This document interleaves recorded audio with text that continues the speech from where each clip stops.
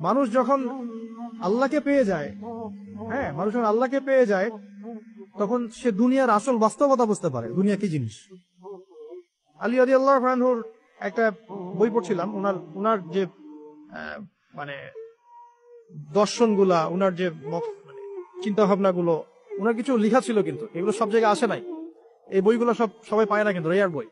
তো ওখানে দুনিয়ার এক্সাম্পল দিচ্ছেন তিনি বলছেন দুনিয়া এমন জায়গা যেখানে কেউ যদি ডুব দেয়, সমুদ্রে ডুব দেওয়ার মতো জাস্ট ডুব দেয়, তাহলে তার আমল, যত নেক আমল, সব আমল কমে আসবে।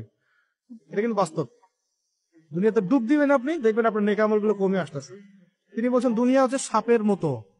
কেমন? সাপের মতো। ধরতে নাকি খুব সফট লাগে, ধরতে খুব, স্পর্শ করতে সফট মনে হয়, কিন্তু এর বিষ যদি একবার ঢুকে দেয় শরীরে, আর রেহাই নাই। কথাগুলোর গভীরতা অনেক। এক জায়গায় লিখছেন উনি যে আমি দুই শ্রেণীর মানুষকে নিয়ে খুব সমস্যা আছে। এক শ্রেণী হচ্ছে যারা জাহেল আবেদ, মানে ইবাদত করে, অনেক ইবাদত করে কিন্তু জাহেল, জ্ঞান নাই কিন্তু ইবাদত করে, এদেরকে নিয়ে আমি খুব সমস্যা আছে। আর এক শ্রেণী হচ্ছে যারা ব্যক্তিত্বহীন আলেম, এদেরকে নিয়ে আমি সমস্যা আছে। আলেম কিন্তু কোনো ব্যক্তিত্ব নাই, এই জন্য মানুষ তার কাছে আসে না, দূরে সরে যায়। ব্যক্তিত্বহীনতার কারণে অনেক আলেম থেকে মানুষ দূরে সরে যায়, কিন্তু একজন আলেম যদি ব্যক্তিত্বশীল হয়, মানুষ তার কাছে আসে। খেয়াল করে দেখবেন। তো উনি বলছেন আমি এই দুই শ্রেণীর মানুষকে নিয়ে সমস্যা আছে, আর পড়তে শুরু করলে মনে হয় যে পড়তেই থাকি।